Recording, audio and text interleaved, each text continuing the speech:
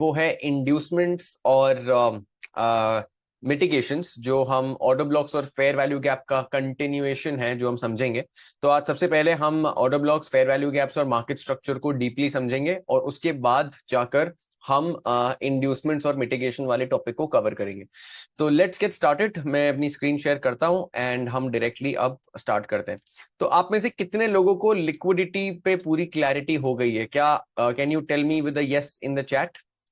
How many of you are clear with liquidity? Liquidity concept हमने काफी deep में हाँ, अभी market structure, fair value gap अभी हम सब करेंगे, अभी हमने किया नहीं है। We are yet to do that. हमने सिर्फ लिक्विडिटी कवर किया है, आई नो दैट। तो अभी हम उसके आगे के सारे कॉन्सेप्ट्स को हम कवर करेंगे। परफेक्ट, ठीक है।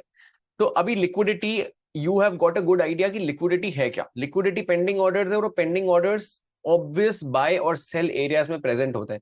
तो अगर एक मैं क्विक रिकैप दूं आपको लिक्विडिटी का, तो लिक्विडिटी क्या होती है कि जहां पे भी प्राइस रेंज क्रिएट होती है, तो जो प्राइस रेंज का हाई होता है और प्राइस का जो लो होता है रेंज का, वहां पर बहुत ज्यादा ऑफन हम ऐसा कुछ प्राइस एक्शन देखते हैं कि प्राइस आता है, स्वीप करता है, नीचे चले जाता है, यहां से स्वीप करता है, और फिर फाइनली जो उसका बड़ा, सबसे बड़ा मूव है वो उसके बाद देता है।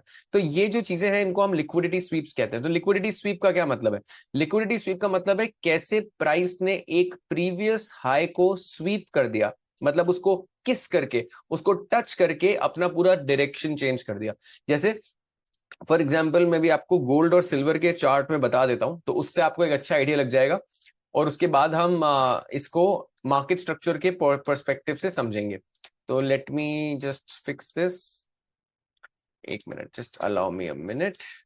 पर मैं फिक्स कर दूं सब चीजें, एंड देन मैं आपको एग्जांपल बताता हूं, तो एग्जांपल से it will be more clear. So this the 15 minute chart of gold. ठीक है, तो ये गोल्ड का 15 मिनट का चार्ट है। अब यहां पर हम कुछ इंपॉर्टेंट चीजें समझते हैं।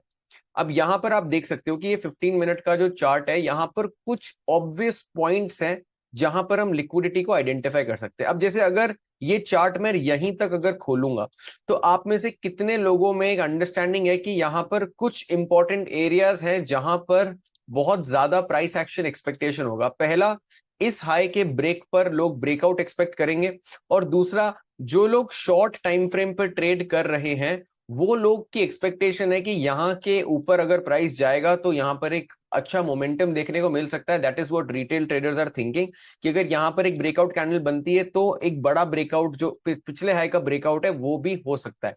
उसके अलावा अगर मैं 15 मिनट का चार्ट आपको दिखाऊंगा, तो यहाँ पर आप कुछ इंपॉर्टेंट चीजें हैं जो आपको ऑब्जर्व करनी पड़ेगी। अब जैसे मैं इस पोर्शन ऑफ द चार्ट में आता हूं, तो यहाँ पर एक कुछ इंपॉर्टेंट चीजें आपको दिखेंगी। पहला, कि यहाँ पर एक स्विंग लो हमें बना हुआ दिखा।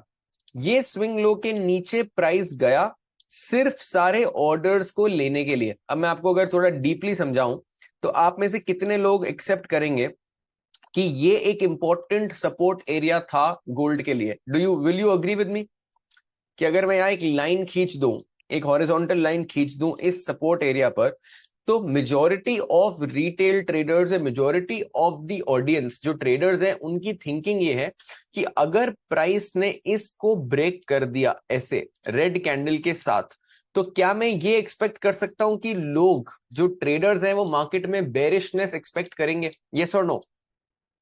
अगर यहां पर आपको एक रेड कैंडल ऐसी दिख जाती है, तो क्या ये कहना सही होगा कि यहां पर ट्रेडर्स थोड़ी बेरिशनेस एक्सपेक्ट करेंगे मार्केट से, कि ये एक इंपॉर्टेंट सपोर्ट लेवल ब्रेक हो गया है, तो यहां पर एक अच्छा फॉल आ सकता है? बट हो क्या रहा है? Liquidity is the reason why prices will move. तो प्राइस जब भी मूव करना चाहेगी, इंस्टीट्यूशंस को जब भी अपने ऑर्डर्स को फिल करना है, उन लोगों को लिक्विडिटी मार्केट से ग्रैब करनी पड़ेगी। ये लिक्विडिटी दो मेजर एरियाज में प्रेजेंट होती है, जो मैंने आपको पिछली क्लास में सिखाया था। पहला, ब्रेकआउट्स के ऊपर और ब्रेकडाउन्स के नीचे। तो आप में से कितने लोग ये चीज मेरे से अग्री करेंगे कि ये लो को जब प्राइस ने तोड़ा, as soon as the price tried to break this low, इस लो को जैसे ही प्राइस ने तोड़ना चालू करा, कुछ लोग यहां पर शॉर्ट की एंट्री बनाने का सोच चुके होंगे या बना चुके होंगे, क्योंकि उनको लग रहा है कि यहां से जैसे ही प्राइस ने सपोर्ट ब्रेक करा, नए ऑर्डर्स आएंगे इंस्टीट्यूशंस के और प्राइस नीचे जाएगा। तो ये जो एरिया है, यहां पर रिटेल के सेल ऑर्डर्स मार्केट में आ गए in the form of liquidity. कैसे आएंगे समझते हैं। पहला, आप में से कितने लोगों को यह लगता है कि जब मार्केट ने यहां पर एक बड़ी कैंडल बनाई, इस कैंडल की बात कर रहा हूं, यहां जो एक विक या एक रिजेक्शन आपको दिख रहा है, आप में से कितने लोगों को लगता है कि यहां पर भी एक ब्रेकआउट का एक्सपेक्टेशन होगा मार्केट का? क्योंकि ये कैंडल एक पॉइंट पर, आप में से कितने लोग अग्री करोगे कि एक पॉइंट पर ये कैंडल ऐसी दिख रही होगी? हाँ या ना में जवाब दीजिएगा प्लीज। ये तो अभी कैंडल क्लोज हो गई है, बट ये एक पॉइंट पर ऐसी दिख रही होगी क्या? यस और नो? और जब वो वैसी दिख रही होगी तो यहां पर लोगों को अगेन एक ब्रेकआउट का एक्सपेक्टेशन होगा, तो कुछ लोग यहां पर लॉन्ग एंट्री भी बना सकते हैं, तो वो लोगों का ट्रैप होने का चांस बढ़ जाता है। कुछ लोग जो इस लो को ब्रेक करने पे शॉर्ट करने का सोच रहे हैं, वो लोग भी शॉर्ट करने स्टार्ट कर देते हैं, तो उनसे भी सेल ऑर्डर्स मार्केट में आते हैं। तो अगर मैं ये लो को हटा दूं, तो कुछ लोग जो इतना जूम इन करके अगर चार्ट कोई देख रहा है, तो क्या मैं कह सकता हूं उसके लिए ये लाइन सपोर्ट बन गई है? हाँ या ना में जवाब दीजिएगा। अगर मैं इतने पोर्शन ऑफ द चार्ट को ही देख रहा हूं, तो मेरे लिए तो मैं बोल सकता हूं ना कि ये भी सपोर्ट है, इस सपोर्ट के ब्रेक होने पर भी स्टॉक नीचे जाएगा। तो यहां पर बहुत सारे रिटेल सेल ऑर्डर्स देखने को मिले, only for the market to take all the buy orders and then move higher.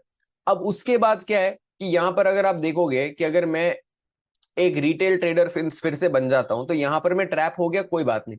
अब मैं ब्रेकआउट नेक्स्ट कहां एक्सपेक्ट करूंगा? इस हाई के ऊपर? मेरे को सबका जवाब चाहिए हाँ या ना में। अब मेरा नेक्स्ट ब्रेकआउट एक्सपेक्टेशन कहां पर होगा? तो क्या मैं ये बोल सकता हूं इसके ऊपर लिक्विडिटी होगी? हाँ या ना? इसके ऊपर नए बाय ऑर्डर्स की लिक्विडिटी आएगी, तो कौन से ऑर्डर्स मिलेंगे यहां पर बाय साइड? यस और नो?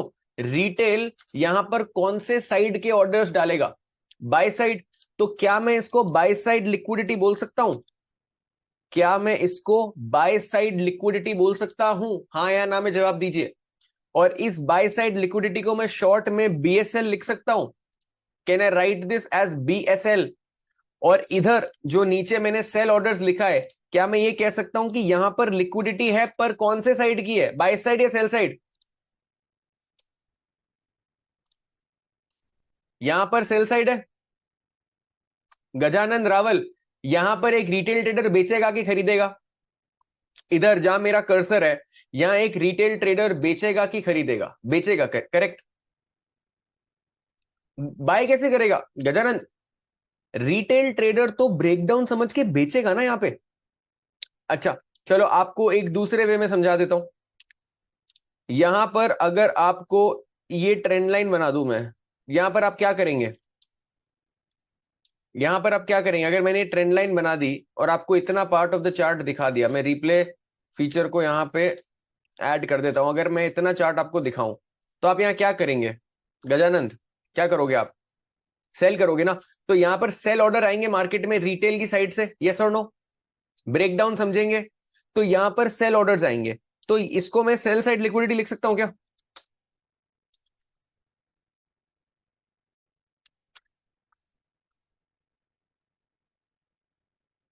क्या मैं इसको ऐसा लिख सकता हूं? अच्छा, जब रिटेल बेचेगा, क्या रिटेल सेल कर सकता है without institutions buying? For every buyer there is a seller, for every seller there is a buyer. आप में से कितने लोगों को याद है ये? For every buyer there is a seller, for every seller there is a buyer. तो जब रिटेल सेल साइड की लिक्विडिटी मार्केट में जनरेट कर रहा है, तो उसको कोई खरीद रहा है। और जब रिटेल यहां बाय साइड की लिक्विडिटी जनरेट करेगा, तो उसको कोई बेचेगा। तो अब आप यहां देखिए हो क्या रहा है। यहां पर सारे रिटेल ट्रेडर्स को मार्केट से फेंका जाता है, तो यहां पर अल्टीमेटली बन रही है बाय की पोजीशन इंस्टीट्यूशन से, करेक्ट? यस और नो? यहां पर बाय की पोजीशन बना ली इंस्टीट्यूशन ने, तो मतलब इंस्टीट्यूशन को लेकर इसको ऊपर जाना है, ठीक है। अब जैसे ये बाय की पोजीशन बन गई, अब रिटेल इंस्टीट्यूशंस को ये पता है कि रिटेल भी पीछे पीछे भाग के आएंगे, और अगर रिटेल भागकर आएंगे तो वो कहां पर आएंगे जिससे हम उनको निकाल के फिर से और लिक्विडिटी जनरेट करें मार्केट में? तो मैं हर पॉइंट पर, जहां से भी मेरा स्टार्टिंग पॉइंट है चार्ट का, वहां से मैं सिर्फ दो या तीन चीजें देखूंगा। कहां पर लिक्विडिटी होगी? शिवशंकर, कैसे पता चलेगा कि मार्केट ऊपर जाएगा कि नीचे जाएगा, वो मैं आपको बताऊंगा। आपको चार्ट देखते ही बाय साइड और सेल साइड लिक्विडिटी आइडेंटिफाई करना है, ये आपका पहला काम है। Is it okay? अभी ट्रेड करने को छोड़ दो, कहां बाय करना है कहां सेल करना है दिमाग से निकाल दो। अभी आपको सिर्फ ये सोचना है कि बाय साइड लिक्विडिटी कहां पर है, सेल साइड लिक्विडिटी कहां पर है। Is it okay to all of you? अब आप ये आइडेंटिफाई कर सकते हो कि बॉस यहां पे बाय साइड लिक्विडिटी होगी। तो अब हम देखते हैं कि क्या हुआ मार्केट में। मार्केट ने एक ब्रेकआउट का फिर से एक ब्रेकआउट कैंडल दिया यहां पर आप देख सकते हो एक ब्रेकआउट का जो अपीयरेंस है यहां पर आ गया, ब्रेकआउट कैंडल यहां पे हो गई और मार्केट ने फिर क्या करा, लिक्विडिटी ग्रैब कर ली।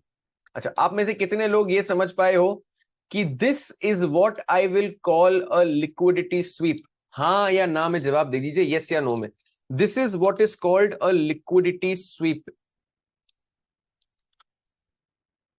अच्छा, इसका दूसरा नाम भी है, लिक्विडिटी स्वीप बोलो, लिक्विडिटी ग्रैब बोलो, इसको फेक आउट बोलो, कुछ भी बोलो, इसको कुछ भी बोलो, ये एक ही चीज है। The concept remains the same. ठीक है। अब अगर आप देखोगे कि मार्केट ने क्या किया, अब मार्केट ने यहां पर एक इम्बैलेंस मूव क्रिएट किया था, राइट? यहां पर एक इम्बैलेंस मूव क्रिएट किया था, राइट? अब हम इस पे बाद में आएंगे कि इस इम्बैलेंस मूव में क्या हुआ है, बट अल्टीमेटली प्राइस ने क्या करा है, यहां पर एक रीजन है जहां प्राइस ने कभी ट्रैवल नहीं किया था और ये रीजन को हम बोलते हैं फेयर वैल्यू गैप। अभी वो हम समझेंगे। और प्राइस